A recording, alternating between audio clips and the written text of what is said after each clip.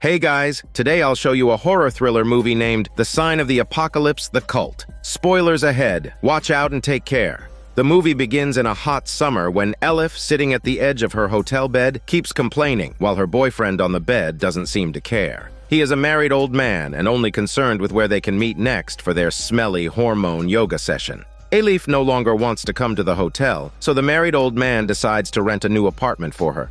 While he can't give Elif a legitimate status, he is generous with money.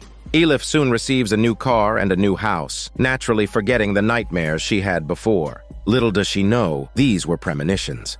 In those strange and eerie dreams, a pregnant woman refuses to yield, and Elif's married boyfriend turns into a demon, seemingly wanting to devour her, including her smelly part. Perhaps these dreams are a sign that something significant is changing in the world. However, Elif is too busy with her wet romance to notice. She is thrilled with moving into her new home, so much so that when strange hallucinations appear in the house, she first thinks she might be imagining things. While packing, Elif is invited for dinner by her neighbor. During dinner, the neighbor lady asks about Elif's family background.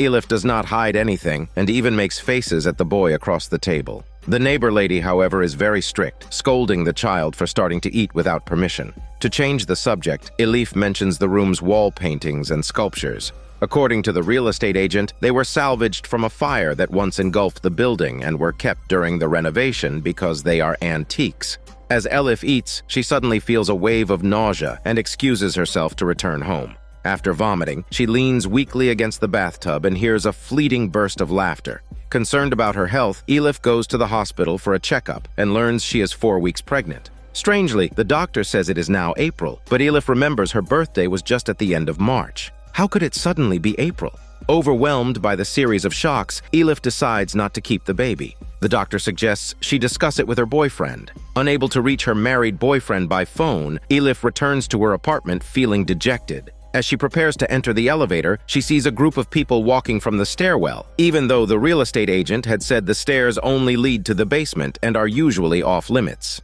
Curious, Elif leans out to look, and at that moment, the elevator door opens. A woman with braided hair warmly greets her, which Elif finds strange since she does not recognize this person, yet the woman seems familiar with her. The woman mentions having tea with the neighbor lady last week, but Elif recalls that was just this afternoon. Confused and eager to leave, Elif is startled by a burly man at the elevator door. The woman quickly introduces him as her son. Feeling frightened, Elif just wants to escape. The woman then reveals the gender of Elif's unborn child, which shocks Elif. She rushes home to call her married boyfriend, but his wife answers the phone. Not daring to confront the wife, Elif quickly hangs up. Turning around, she sees the neighbor lady with her grandson at the door. The boy looks terrified of his family. As Elif tries to talk to him, the neighbor lady suddenly appears, and the boy quickly leaves. It seems the whole building knows about Elif's pregnancy, making her feel uneasy. She locks her door and tries to sleep.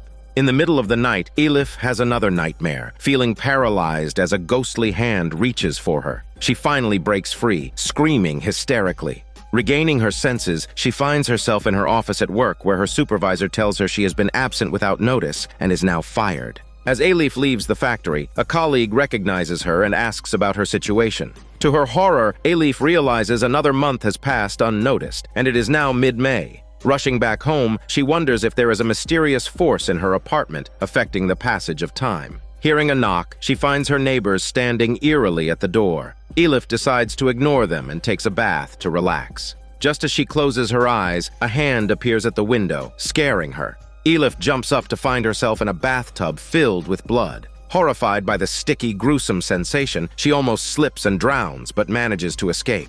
However, her clothes and phone are missing. She eventually finds them in the living room. After changing, Elif heads to the hospital to terminate the pregnancy, but the doctor informs her it is now mid-June, and she has missed the legal window for the procedure. Elif's sense of time is completely distorted, and she feels as if someone has pressed the pause button on her life. Though the events seem to happen in quick succession, from others' perspectives, a lot of time has passed. During this period, the doctor even mentioned that she had been to the hospital for prenatal checkups. Yet, Elif has no recollection of how she got to the hospital today. This feeling almost drives her to the brink of collapse. After a psychiatric evaluation, no abnormalities are found. Suddenly, Elif notices that the same strange words are hanging in the office, making her feel extremely uncomfortable. She immediately plans to leave. In a moment of distraction, she finds herself sitting in front of her friend, who is constantly complaining about her irresponsible married boyfriend. At her friend's urging, Elif calls the old man. He makes up an excuse, and she finally gets in touch with him. He is overjoyed to hear about Elif's pregnancy and persuades her to keep the baby. Little do they know, the old man's wife overhears the conversation from the kitchen.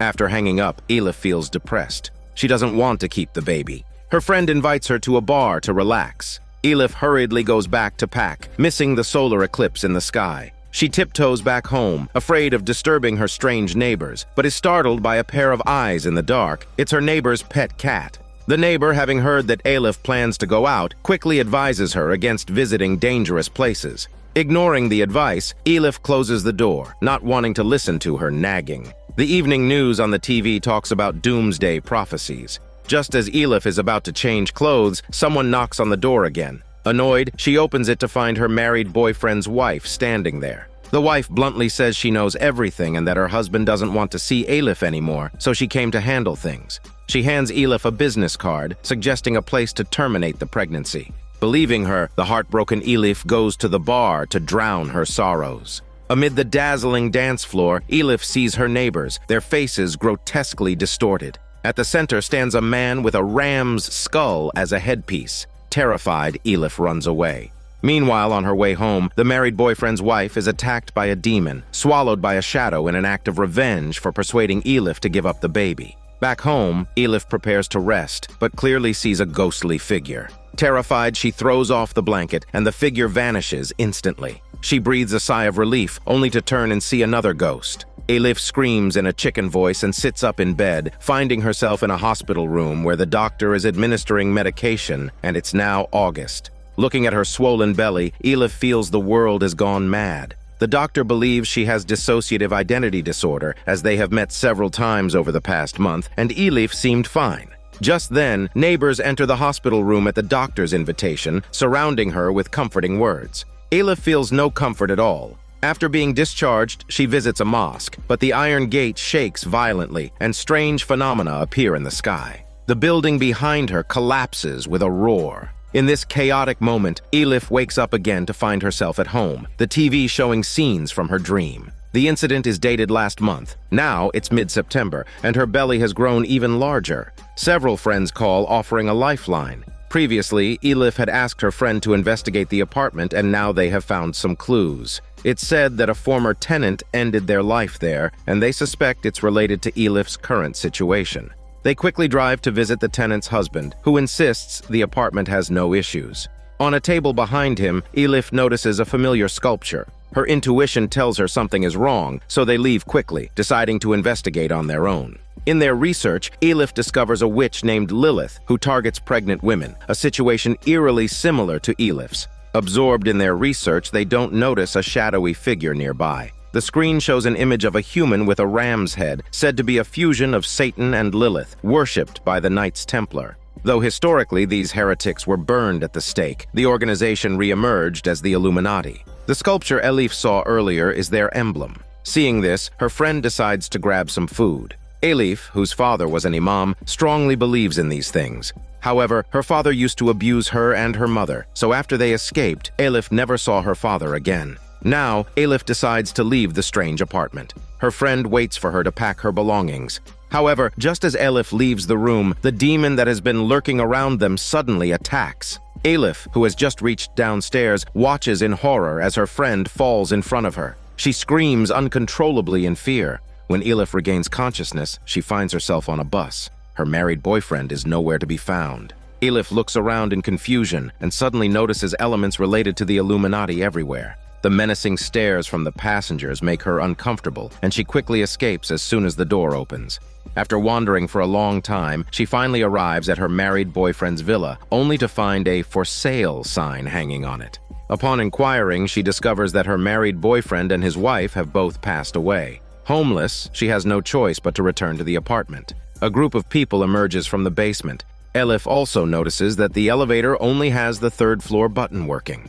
Back home, she prepares to make dinner but gets distracted by the news on TV. It reports that the apocalypse is imminent and that the disasters foretold in the Quran are happening one after another. The Hadith also mentions that Satan appears at the beginning of each century. The more Elif listens, the more engrossed she becomes, accidentally cutting her finger. She can't resist putting her finger in her mouth, finding herself oddly enjoying the taste of blood. Unconsciously, she finishes half a plate of raw meat. When she suddenly realizes what she's doing, she runs out of the room in disgust. Elif eventually finds her estranged psychic father. As soon as he enters, he notices something is wrong. For her recent experiences, he mentions something in the Hadith. Her father picks up a sculpture and explains to Elif that there is a group of people awaiting Satan's arrival. They are the Illuminati believers. He tries to help his daughter with scripture, but it turns out that the curse is not on the apartment, but on Elif herself. Her father sees her as a demon, but in the struggle against the illusions, he is defeated.